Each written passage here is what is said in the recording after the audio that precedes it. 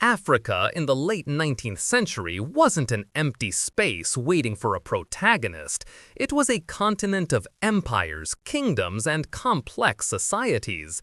But to Europeans, it was mostly just a coastline with a very profitable and horrifying slave trade, which they had mostly decided was bad form. Then, explorers started mapping the interior, and guys like King Leopold II of Belgium got ideas. Big ideas. Leopold was a man with a small country but a colossal ego, and he saw the Congo Basin as his personal real estate project. This new enthusiasm for grabbing land created a problem.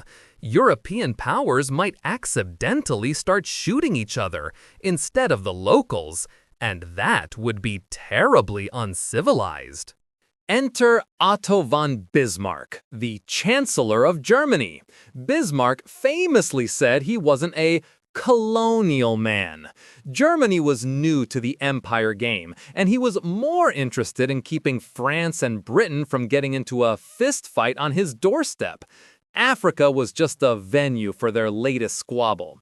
So, in a stroke of what we'll generously call proactive diplomacy, he invited everyone over to Berlin. The goal wasn't to decide Africa's future for the Africans. Please. The goal was to establish a set of rules so that the Europeans could carve it up in an orderly, gentlemanly fashion, without any unseemly wars between white people. It was basically creating an HR policy for continental theft. So, who got an invitation to this grand event in the winter of 1884?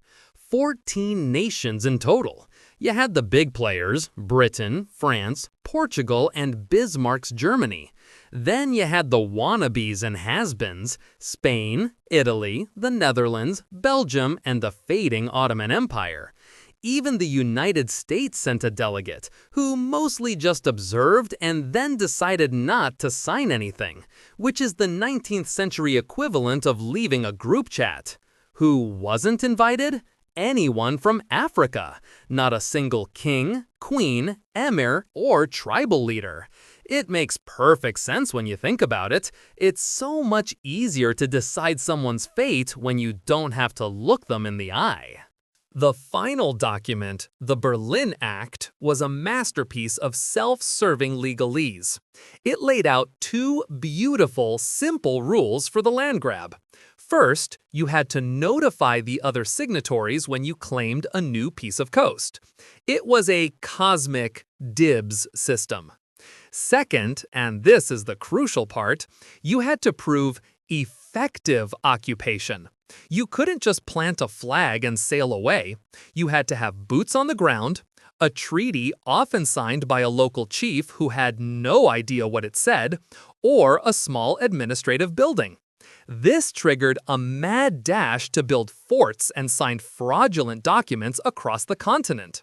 They also made grand pronouncements about ending the slave trade and bringing commerce, which was a lovely way of saying they planned to replace one form of exploitation with another, slightly more organized one. The conference's biggest, most audacious achievement was creating the Congo Free State. This wasn't a colony of Belgium. Oh no, it was the personal property of one man, King Leopold II. He had spent years masterfully marketing his venture as a great philanthropic enterprise through something called the International African Association. He promised to fight Arab slave traders and bring the 3 C's, commerce, Christianity, and civilization, to the heart of Africa. The delegates in Berlin bought it completely. They handed over a territory 76 times the size of Belgium to a private citizen because his PowerPoints were just that good. It was celebrated as a great step forward for humanity, which should tell you everything you need to know about the conference. After the conference, the real work began. Officials in European capitals got out their maps, their rulers, and their crayons. They started drawing lines. Straight lines. Lots of them. These lines cut through mountains, rivers, and, most importantly, people. The Bakongo people were split between French, Belgian, and Portuguese territory. The Maasai found a border running right through their grazing lands. In total, about 30% of all African borders drawn by Europeans were straight lines. It was the pinnacle of administrative efficiency and cultural ignorance. They weren't dividing land, they were dismembering living, breathing societies with a pen stroke. So, what did effective occupation look like in reality? It wasn't about building schools and hospitals.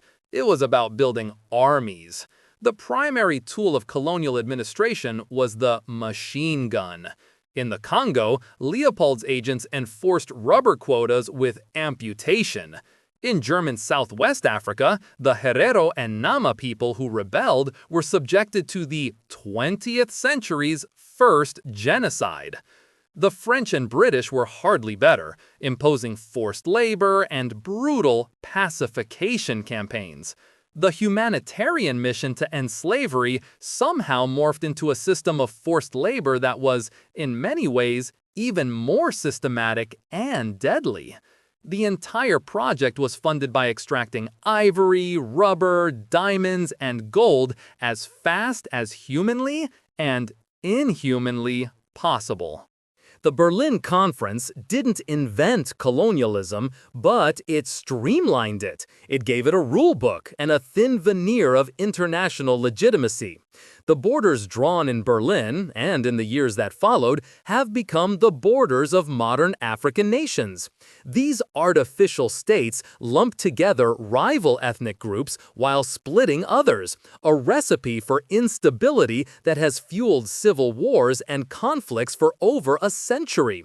It created economies designed not for self-sufficiency, but for exporting raw materials to Europe. The legacy of that meeting is baked into the political and economic landscape of Africa today. It was a 15-week conference that left a 140-year-old mess, a truly impressive achievement in long-term, catastrophic planning. If you enjoyed this video, please like, comment, and subscribe to our channel for more historical insights. Thanks for watching, nerds!